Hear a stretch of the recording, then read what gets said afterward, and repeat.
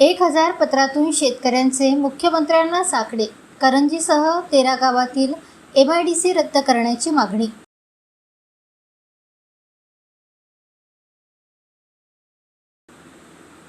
गोंडपिंपरी तालुक्यातील करंजीसह 13 गावांमध्ये MIDC साठी प्रस्तावित जमीन अधिग्रहणाला विरोध करत शेतकऱ्यांनी मुख्यमंत्री देवेंद्र फडणवीस यांना सुमारे 1000 पत्रे पाठवली आहेत. शेतकऱ्यांना विश्वासात न घेता 10,000 एकर जमीन अधिग्रहित करण्याची प्रक्रिया सुरू केल्याचा आरोप शेतकरी नेत्यांनी केला. या प्रकरणी यापूर्वी 2 शेतकरी परिषदा, आंदोलने व प्रशासनाला निवेदने देण्यात आली असून आता उच्च न्यायालयात याचिका दाखल करण्याची तयारी सुरू आहे.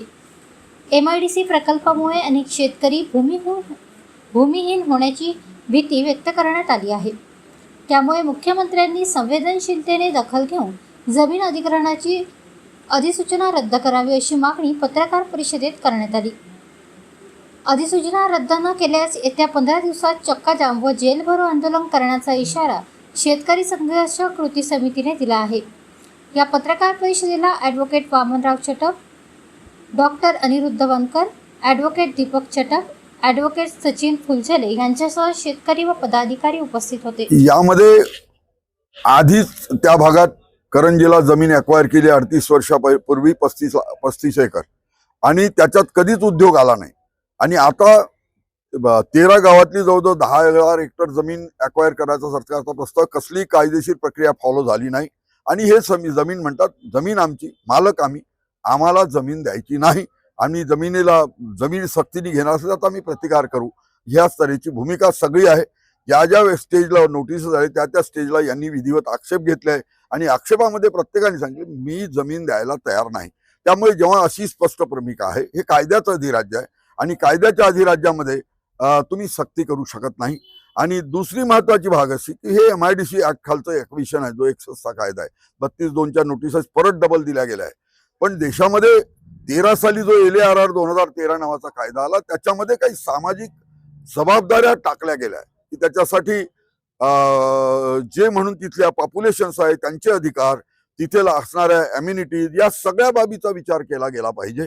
म्हणूनच त्याचं नाव भूसंपादन, पुनर्वसन, पुनर्वसाहत आणि पारदर्शकतेचा कायदा असं ठेवलं गेलं आहे 2013च्या. त्यामुळे या सगळ्या शेतकऱ्यांची 10,000 हेक्टर जमिनीच्या मालकांची सगळी सक्त इच्छा आहे की आम्ही जमीन द्यायला तयार नाही, म्हणून सरकारने सक्ती करू नये. म्हणून माध्यमांच्या मार्फतीने आधीचाच पत्रव्यवहार झालाय, माध्यमाच्या मार्फतीने आम्ही सरकारकडे ही मागणी पोहोचावी एवढी अपेक्षा करतो. नाही, 1000 पत्र पाठवायचे म्हणजे जे आम्ही आक्षेप घेतले की आम्ही जमीन द्यायला तयार नाही, राज्य सरकारने त्याचा फेरविचार करावा आणि अधिसूचना रद्द करावी एवढीच मागणी आहे. काही लोकांचं म्हणणं आहे की हा विकासाला विरोध आहे, पण कोणीही हे विकासाचं स्वप्न न पाहिलेलं स्वप्न सत्यात उतरवण्याचा हा राज्य शासनाचा प्रकार आहे. मला सांगा, कुठलीही प्रक्रिया करत असताना आधी त्याची पूर्वकल्पना द्यावी लागते, शेतकऱ्यांना माहिती द्यावी लागते. ग्रामसभेचा किमान एक बैठक घेऊन पूर्वसूचना देऊन ही प्रक्रिया केली असती तर मान्य करता आली असती कदाचित. पण असं काहीही न करता 25 फरवरी 2026ला सरळ सरळ राजपत्र प्रसिद्ध करण्यात आलं. त्यामध्ये सर्वे नंबर टाकण्यात आले.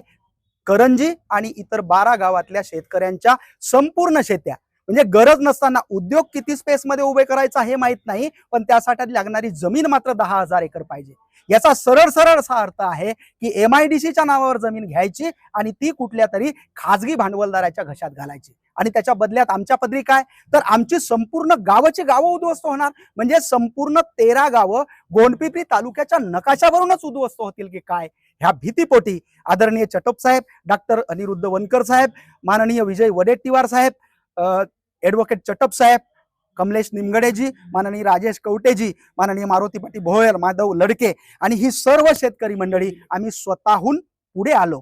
स्वतःहून पुढे येऊन आम्ही समिती स्थापन केली. समितीच्या माध्यमातून मोर्चे केले, आंदोलन केली, 2 शेतकरी परिषदा सुद्धा घेतल्या. पण शेवटचा प्रकार म्हणून आम्ही आता हायकोर्टातल्या याचिकेची पूर्वतयारी केली. माननीय फिरदोस मिर्झा साहेब प्रमुख असतील, माननीय बोधी रामटेके आणि दीपक चटप साहेब त्यांच्या सोबतीला असतील.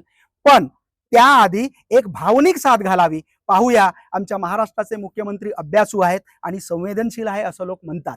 मग आमच्या भावना त्या किती जाणून घेतील, म्हणून प्रत्येक शेतकऱ्याच्या कुटुंबातल्या प्रत्येक पोरांनी, त्याच्या पत्नीनी, त्याच्या कुटुंबातल्या एक एक घटकांनी लिहिलेली पत्र आहेत. म्हणून ही 1000 पत्र झालीत आणि ही 1000 पत्र पाठवून आम्ही जी भावनिक साथ घातली, आमची अपेक्षा आहे माननीय मुख्यमंत्री महोदयांनी आमच्या भावनेला प्रतिसाद द्यावा. अन्यथा या विरोधासाठी पुढे जे काही करावं लागलं ते संविधानिक मार्गाने करायला आम्ही आमची समिती तयार आहोत.